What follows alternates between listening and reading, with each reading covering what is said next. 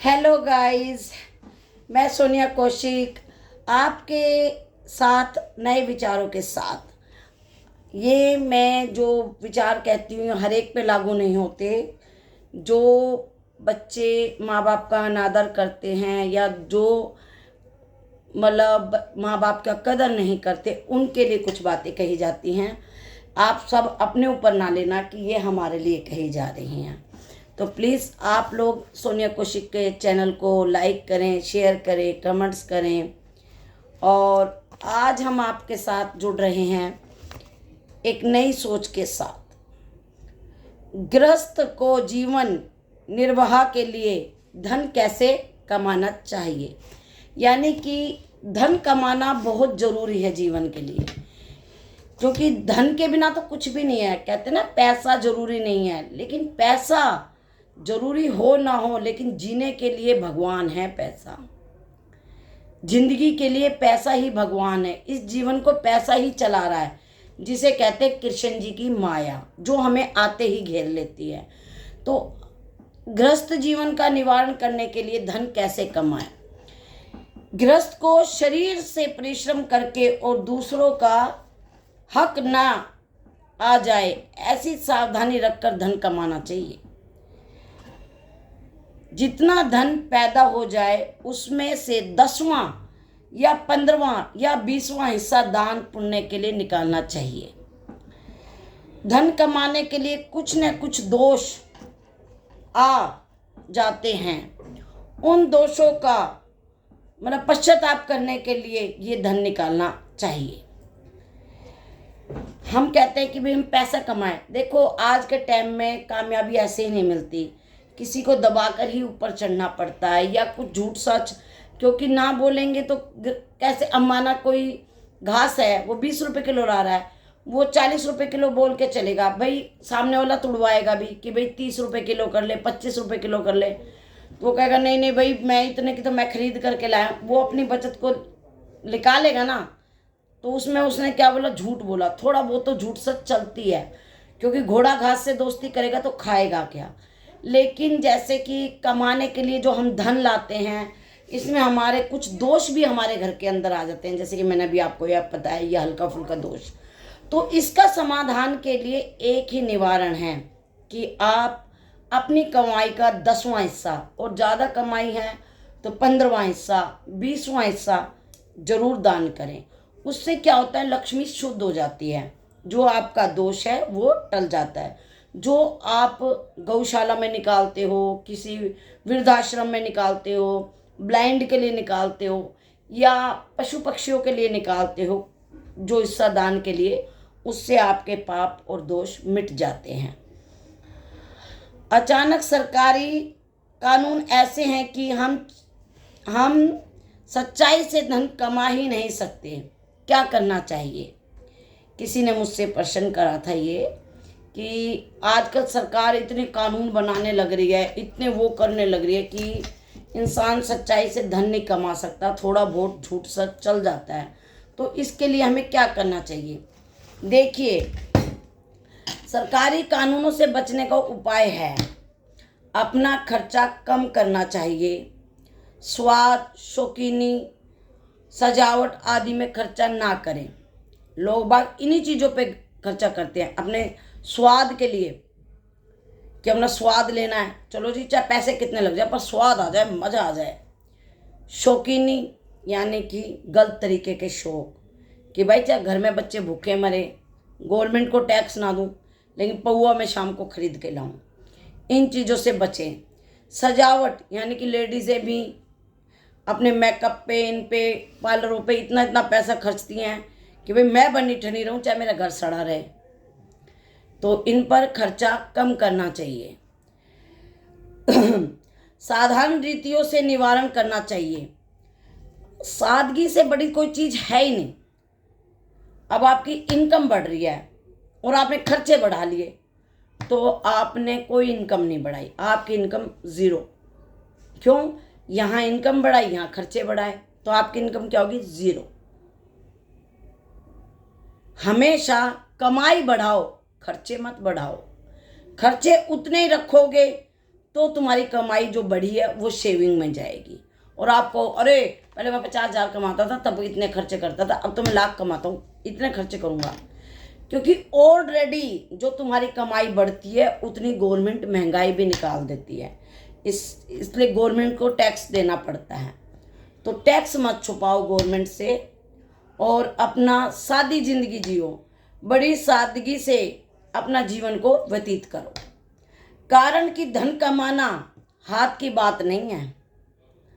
धन तो जिसका मिलने वाला है उसको ही मिलेगा, पर खर्चा कम करना हाथ की बात है। इसमें हम स्वतंत्र हैं। देखिए, हम सोचे हम अमीर बन जाएं, पता नहीं हमारे भाग्य में लिखा है कि नहीं लिखा हम अमीर बन सकते हैं। अमीर बनना या पैसा आना ये आपके बस की बात नहीं है, वो भगवान के हाथ में कि तू फल कर्म किए जा, फल की इच्छा मत कर। लेकिन खर्चा कंट्रोल करना आपके हाथ में है कि भाई ये 10 रुपये का खर्चा है तो मैं 2 महीने में टालूँ। अब देखिए, शादियां होती हैं, कई शादियों में करोड़ों रुपए लगाते हैं, कई 50 लाख लगाते हैं, कई 20 करोड़ रुपए लगाते हैं। और जो भैया इस देश के हैं उम्दा आदमी, वो पता नहीं कितने ही करोड़ रुपए लगा देते हैं शादी ब्याहों में। अगर वही शादी 5 लाख में भी हो सकती है, वही शादी 10 लाख में भी हो सकती है, और वही शादी लाख रुपए में भी हो सकती है। बात यह है कि रिश्ता निभ जाए। करोड़ों रुपए की शादियां फेल होती हुए देखी है हमने, लाखों रुपए की शादी फेल होते हुए देखी है हमने, और लाख रुपए और 5 लाख रुपए की शादियां हमने टिकती हुई देखी है। तो बात जीवन साथी सच्चा ढूंढो और धन का जितना हो सके बचाव करो। एक बार ऐसे ही दिखता है कि टैक्स ना देने का धन बच जाएगा, मतलब हम धन को बचा लें, गवर्नमेंट को टैक्स ना दें, हम ये सोचते हैं, पर अंत में वह धन रहेगा नहीं।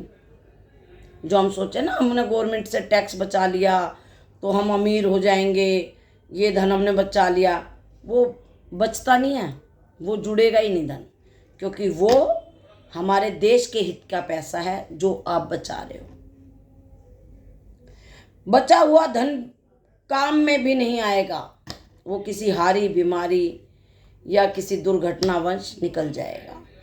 धन को शुद्ध करना है, मैंने बताया ना, धन को शुद्ध करना है तो आपको अपने धन का 10वां हिस्सा दान देना चाहिए और गवर्नमेंट को टैक्स देना चाहिए, जिससे हमारे भारत देश का विकास होगा, जिससे हमारे भारत देश की सड़कें सुधरेंगी, स्कूल सुधरेंगे, दवाइयाँ हॉस्पिटल सुधरेंगे। तो उस चीज़ की बचत कर रहे हो आप अपने घर में, तो वो बेटर निकल जाएगी आपकी कहीं ना कहीं से।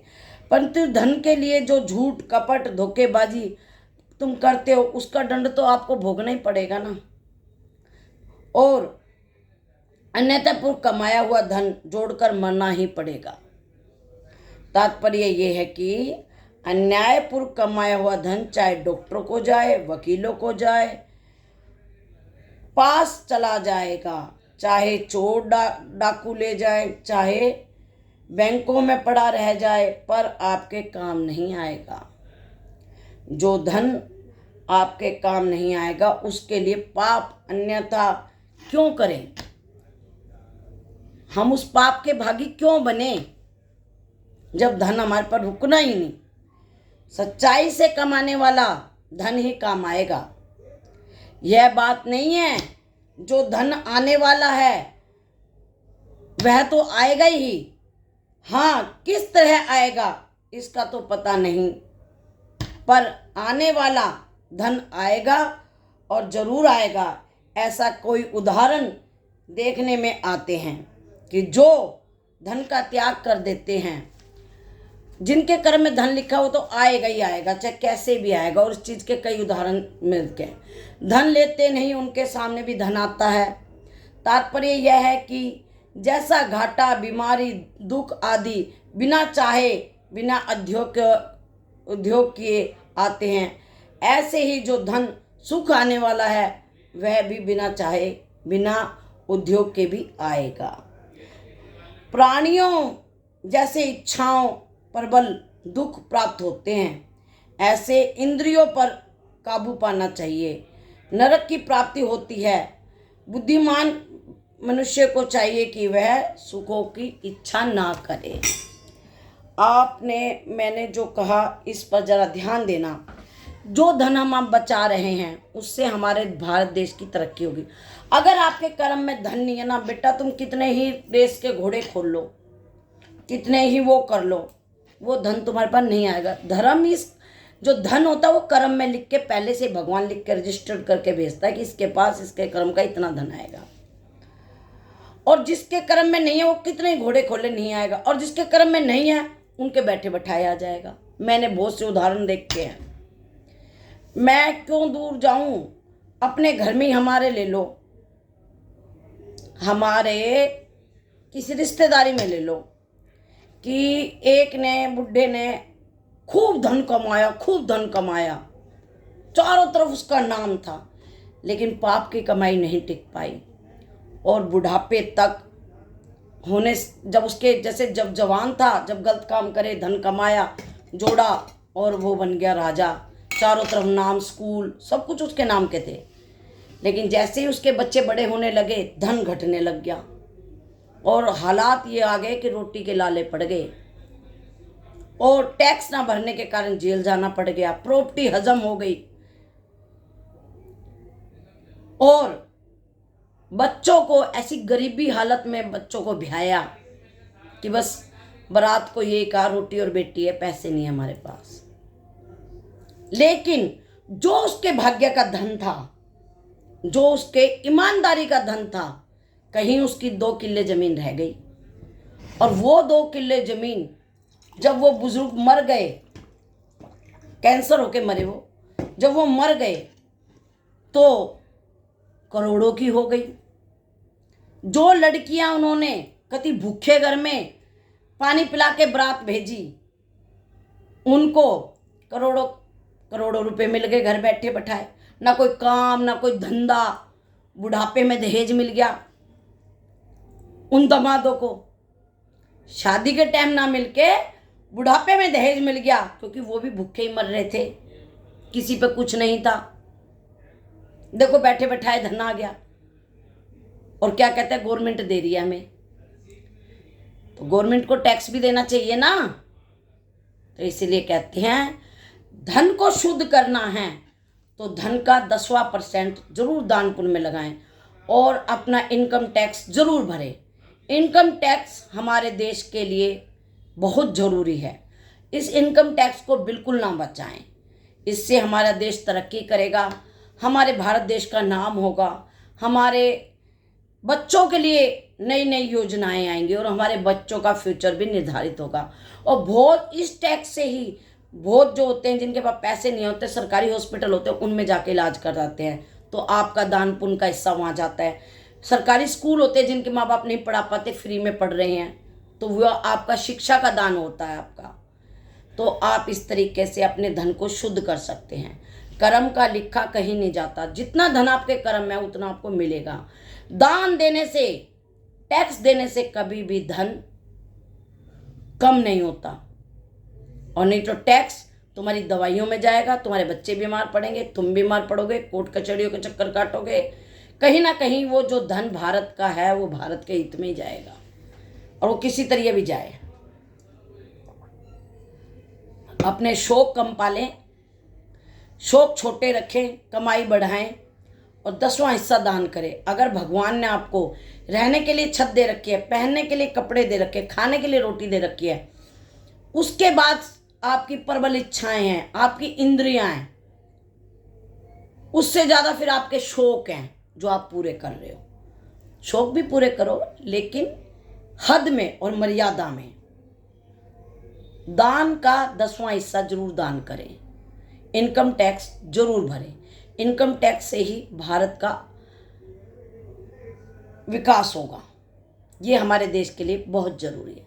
अगर मेरी बात किसी को बुरी लगी हो तो मैं आप लोगों से क्षमा प्रार्थमिक हूँ, आप मुझे क्षमा करना। लेकिन जो टैक्स भरते हैं ये उनके लिए नहीं है, जो टैक्स नहीं भरते या धन का गलत उपयोग करते हैं, गलत जगह फेंकाएंगे पैसा और सही जगह इस्तेमाल करते, इससे लक्ष्मी माता नाराज होती है, क्योंकि लक्ष्मी भी एक औरत है।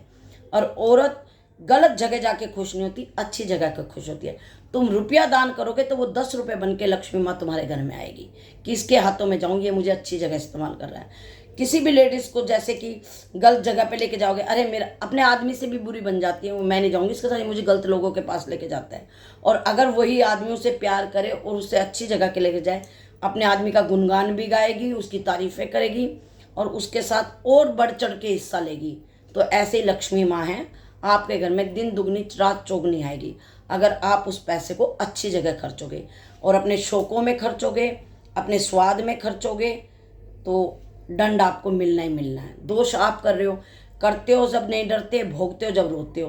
तो ऐसा कर्म कोई मत करो कि बाद में भोगना पड़े और रोना पड़े।